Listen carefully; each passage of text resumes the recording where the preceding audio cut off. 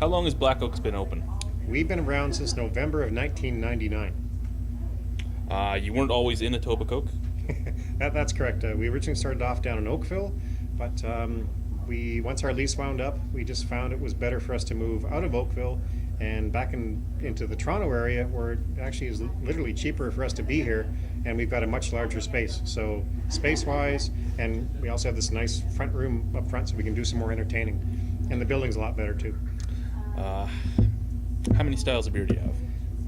We have two main brands and four seasonal beers and one special edition beer, all ales, except for our Oktoberfest, which is an October style lager. How many employees are here? We have four other employees than myself, so five people altogether. What type of community involvement does Black Oak take part in? We do a lot of work with some of the local food groups. We also try and support a lot of the charities that are around here. It's wherever there's an event that we're able to get to sort of help and promote. We're trying to be there to donate either some product or possibly some t-shirts and some raffle prizes and things like that. So we're not really dialed in that much to the Etobicoke community, but we're trying to work on that. Not having enough staff makes it fairly difficult for us to stay on top of everything. And lastly, what type of events do you do? I've seen a lot of things on your website, but for people that don't go to it? We try to be out to a lot of the important beer shows and the cask shows and things like that, and we're also trying to bring more and more people here to the brewery for, say, special events where we'll have like an open house once a month, where on a Saturday we'll bring some people in, we'll have some special casks, we'll have a caterer from one of our restaurants come in, and people can sort of sit around and enjoy some good beer, and literally we turn the place into a big pub. We have a lot of fun doing that. Alrighty, so how has the beer market changed in the 10 years you've been doing business? I think the beer market's changed completely. More and more people are aware of craft beer, they're more interested in buying local beer, and they add it to their portfolio, so they're not drinking the one beer that was in the fridge that they kind of grew up with, that they sort of stole from their parents, but now they're sort of trying a whole bunch of different things, and they got all kinds of beer, say lots from Ontario, some from Quebec, some up from the States, and they do have pretty sophisticated taste buds now. How do you feel the OCB has helped the beer market in Ontario? Oh, huge. It's very difficult to get all of us together, especially focused on one or two goals, but when we do, the marketing and the advertising presence and the awareness that's been generated with the Ontario craft brewers has been absolutely huge, and it's been so beneficial. And more people are finding out about us through all the ads, the radio ads, and it's starting to sink in. It has taken a couple years to sort of build up, but now it's doing quite well. Now,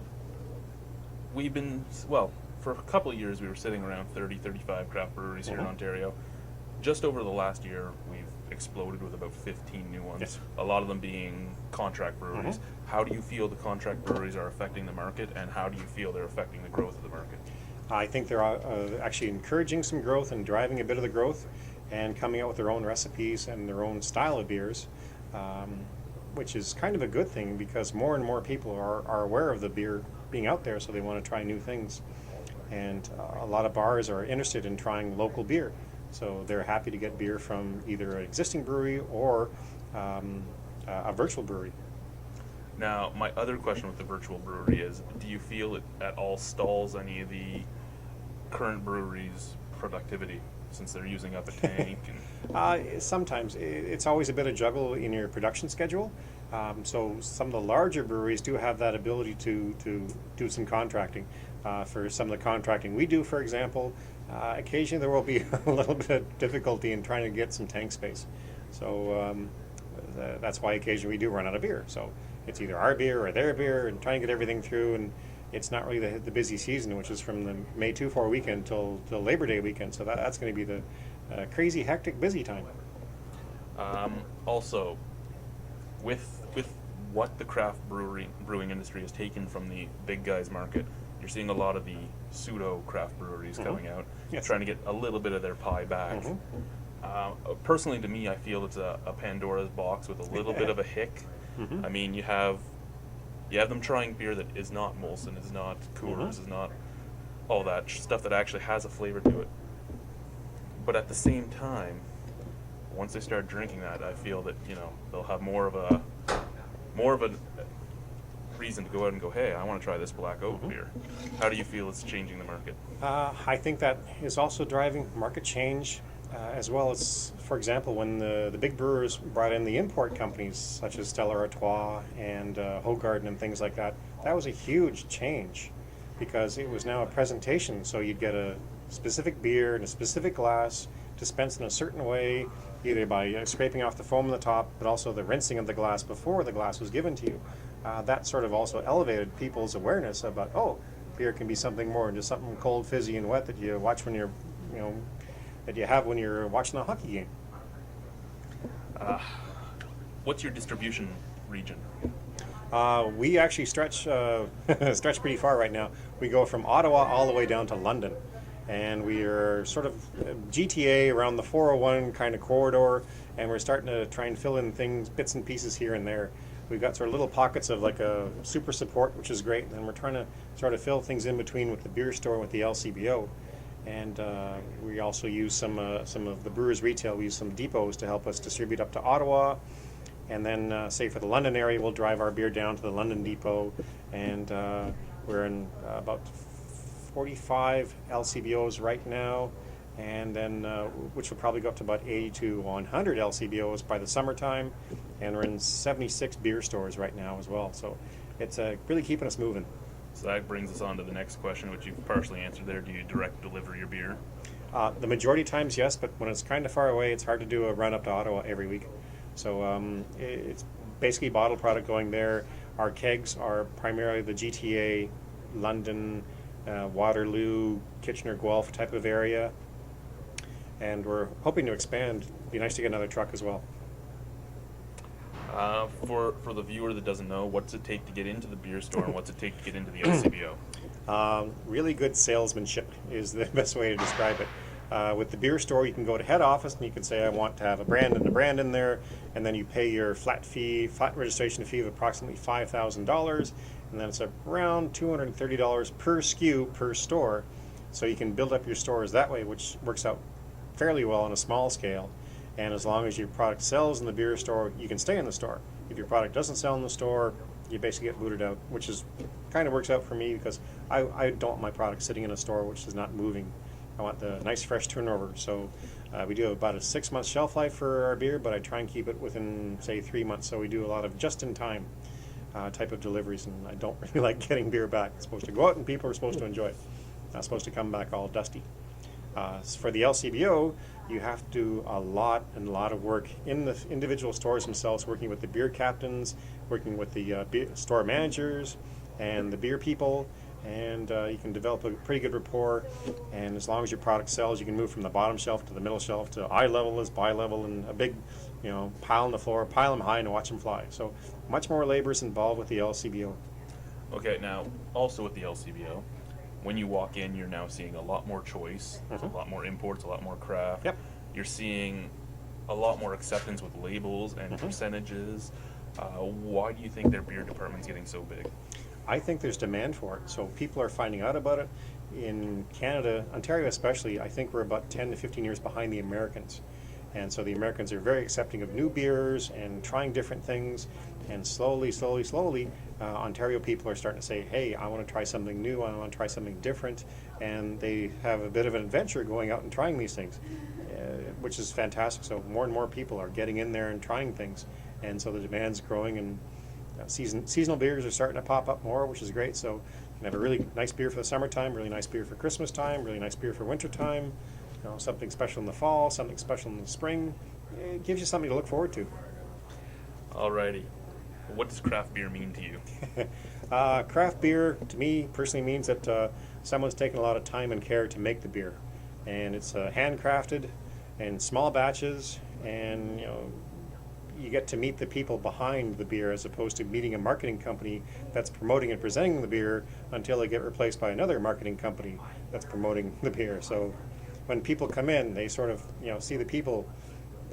They see us when we do tours, and they find out all the stories, and I think they get a bit more attached to us because we're pretty much real. I'm still covered in grain from today's mash-in. So Is there a difference between macro and craft beer? I would say so.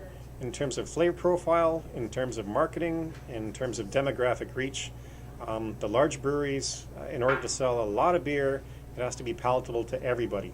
Small brewers, we're trying to do something very specific. We're trying to make certain people happy. We can't make everybody happy, so not everybody's going to enjoy my pale ale, not everybody's going to enjoy my nut brown ale, but the people that do.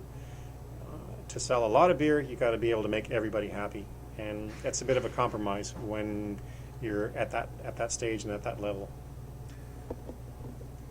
Is there a difference in shelf life? I think that in terms of quality, the large brewers can nail down all of the brewing processes, so everything is totally clean and totally perfect going out the door and incredibly consistent. With small brewers, there is a lot more effort to see. There's a bit more variability for all the beer that's produced. So we try and make it as close to our recipe as possible, but because of variances in hops and variances in malt, there's a little bit of flavor differences per batch.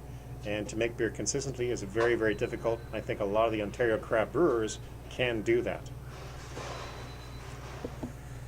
Now, some people know, some people don't know that corn is put into a lot of the big breweries, that coloring is put into a lot of the big breweries, rice. Is there anything else that they use that most craft brewers wouldn't? There is a list of about 120, 130 adjuncts that can be used in beer, and these can either be flavor modifiers or flavor changers, or either sugar substitutes. We're using E-numbers. E-numbers, yes.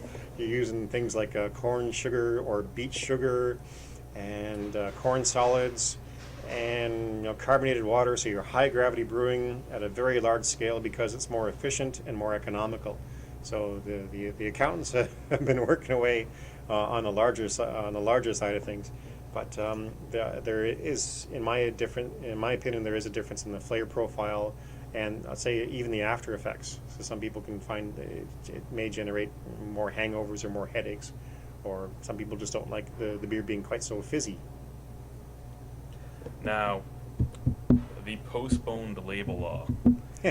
So, you can read online that they've tried to say that the postponed label law was a lot to do with the smaller breweries because it would cost too much money.